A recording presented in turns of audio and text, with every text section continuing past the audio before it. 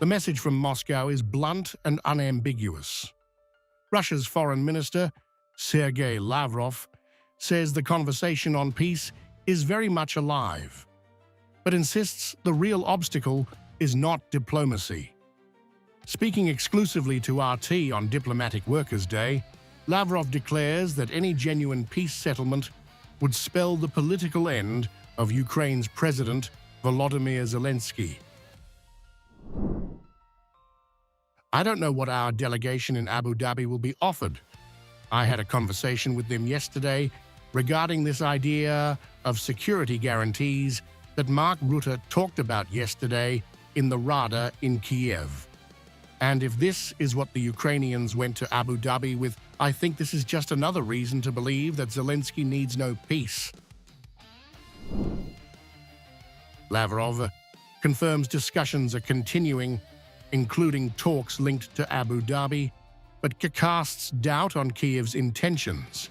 He questions what Ukraine's delegation is prepared to offer, especially after NATO-linked security guarantees were raised in Kyiv, a move Moscow sees as evidence that Zelensky is not pursuing peace, but political survival.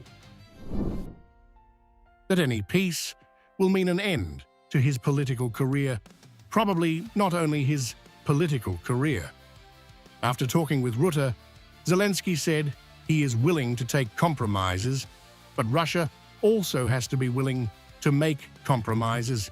And this is, well, a blatant statement, I think. According to Lavrov, Zelensky's public willingness to compromise is contradicted by demands that Russia must also concede, a stance Moscow describes as disingenuous.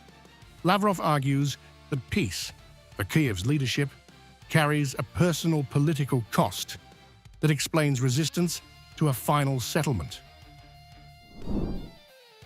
But I think conscience and Zelensky don't go together well, and he thinks about nothing, I think, except his own survival. The Russian foreign minister contrasts this with Moscow's own diplomatic posture, citing earlier engagements with the United States, where Russia agreed to proposals and accepted compromises, expecting formal acknowledgement. Instead, he says, Ukraine was elevated back to the center of the agenda, delaying closure. We conceded to certain initiatives from the US. We took compromises. We basically accepted their propositions. And then we waited for a long time for our American counterparts to announce that, yes, the agreement has been made. We have this and this and this.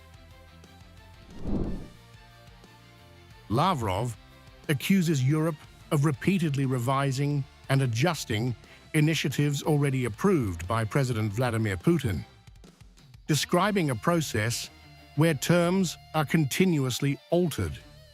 Despite this, he reiterates that Russia's position has remained consistent and unchanged. We supported the United States propositions, and Europe immediately rushed to Washington to tweak and adjust the initiative that had already been approved by President Putin. And they're still tampering with it. They're still trying to tweak it. The bottom line from Moscow: diplomacy remains open, talks continue, but patience is thinning.